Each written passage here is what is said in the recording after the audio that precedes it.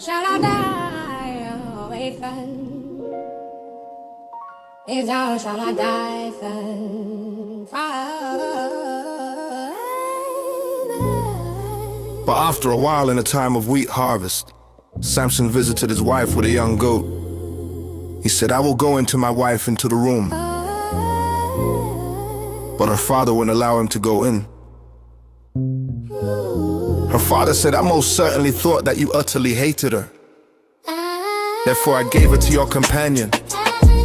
Isn't her younger sister more beautiful than she? Please take her instead." Samson said to them, "This time I will be blameless in the Philistines' sight when I harm them." Samson went and caught 300 foxes and took torches, turned the fox's tail to tail, and put a torch in the middle between every two tails.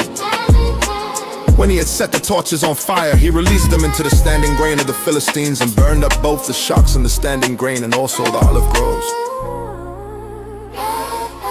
Then the Philistines said, "Who has done this?" They said, "Samson, the son-in-law of the Timnite, because he has taken his wife and given her to his companion." The Philistines came up and burned her and her father with fire. Samson said to them, "If you behave like this, surely I will take revenge on you, and after that I will cease." He struck them hip and thigh with a great slaughter, and he went down and lived in the cave in the rock of Etam.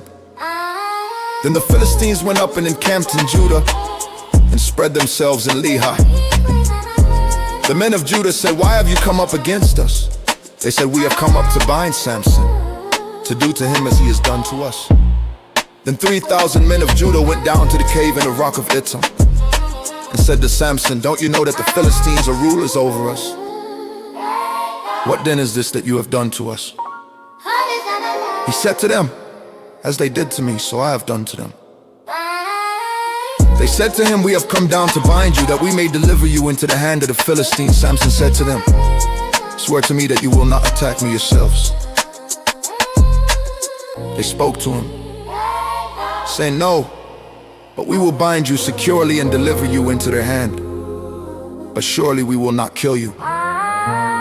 They bound him with 2 new ropes and brought him up from the rock. When he came to Lehi, the Philistines shouted as they met him. Then the Lord's Spirit came mightily on him, and the ropes that were on his arms became as flax that was burned with fire, and his bands dropped from off his hands. He found a fresh jawbone of a donkey, reached out his hand, took it, and struck 1,000 men with it. Samson said, "With the jawbone of a donkey, heaps on heaps, with the jawbone of a donkey, I have struck 1,000 men." When he had finished speaking, he threw the jawbone out of his hand, and that place was called Ramath-Lehi. He was very thirsty and called on the Lord and said, "You have given this great deliverance by the hand of your servant. And now shall I die of thirst and fall into the hand of the uncircumcised?" But God split the hollow place that is in Lehi, and water came out of it. When he had drunk, his spirit came again, and he revived.